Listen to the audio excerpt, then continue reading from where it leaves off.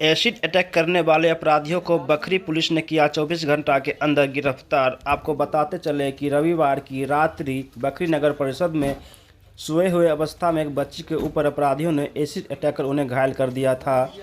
त्वरित कार्रवाई करते हुए बखरी पुलिस ने 24 घंटा के अंदर अपराधियों को गिरफ्तार कर लिया। सोमवार को बेगूसराय एसपी मनीष ने बखरी थाना परिसर में प्रेस कॉन्फ्रेंस कर मामला का खुलासा कर बड़ी जानकारी दिए हैं। क्या है पूरा मामला, कैसे हुई थी पूरे वारदात, आइए सुनते हैं बेगूसराय एसपी मनीष कुमार को। सर, घटना का उद्भेदन ये सीसीटीवी फुटेज के आधार पर ही हुआ है। सीसीटीवी फुटेज के आधार से हम लोग को शक थे। हम लोग मानवीय तकनीकी दोनों बेसिस पर काम करते हैं, तो हमें उससे एक इम्पॉर्टेंट लीड मिली थी जिसको डेवलप करते हुए हम लोगों ने उद्भेदन किया है, केस को क्रैक किया है। और दो व्यक्ति इस पूरे घटनाक्रम में बच्ची के ऊपर एसिड डालने, ज्वलनशील पदार्थ डालने में शामिल थे, उनकी अरेस्टिंग की गई है। और पकड़ा हुए व्यक्ति की निशानदेही पर हमें वो बोतल भी मिली। उसने बताया कहाँ डाली थी उसने वो बोतल, जो कि जिसमें अभी भी फॉरेंसिक्स के पास भेजा जा रहा है, जिसमें कि वो ज्वलनशील पदार्थ मौजूद था, उसको रिकवर किया गया है। घटना के टाइम जो वस्त्र पहने थे उसको रिकवर किया गया है।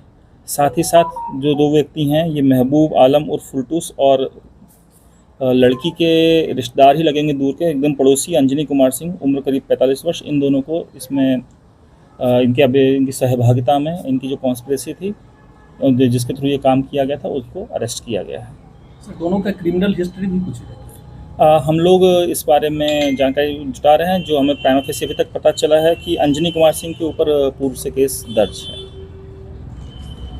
सर, अंजनी जो ये काम करवाया है फुलटूस से, तो क्या इसके एवज में कोई मतलब सुपारी वगैरह या इस तरह का? देखिए, सुपारी तो नहीं है। ये जो फुलटूस था ये अंजनी के संपर्क में पहले से था।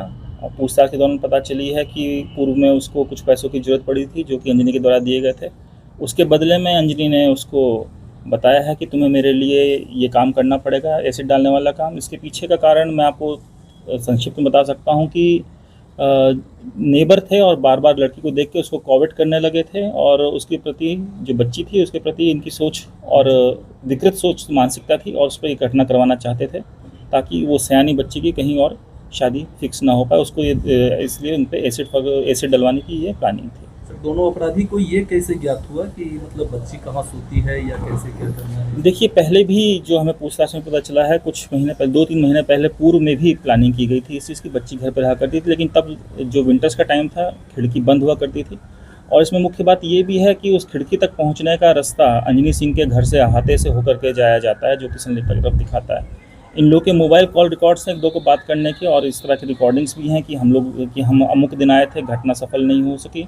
और घटना से जस्ट पहले भी महबूब और अंजनी की आपस में बात है, रात के 1:45 बजे करीब में। देखिए, अभी तो हमने इस केस का उद्भेदन किया है। इससे जुड़े हुए जो भी तार हैं और उद्भेदन में हम लोग और सबूत इकट्ठा कर रहे हैं। उसके बेसिस पे हमें जो भी चीज़ सामने आएगी हम उस पर विधि सम्मत कार्रवाई करेंगे।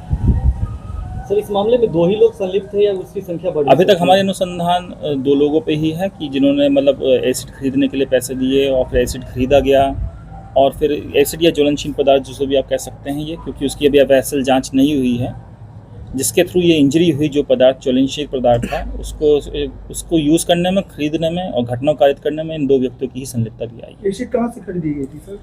जो अभी हमारा अनुसंधान चल रहा है, जो जानकारी मिली है कि पैसे दिए गए थे अंजनी के द्वारा, और प्लम्बिंग का काम करते थे, तो मार्केट एक दुकान से ये लोग उस टाइम पहले लिए थे, जो कि अभी अनुसंधान में स्पष्ट हो जाएगा। आप अपने क्षेत्र के छोटे बड़े खबर देखने के लिए हमारे RTV बिहार को अभी भी आपने सब्सक्राइब नहीं किया है तो सब्सक्राइब कर दीजिएगा। फेसबुक पेज पे देख रहे हैं तो पेज को फॉलो कर दीजिएगा। धन्यवाद।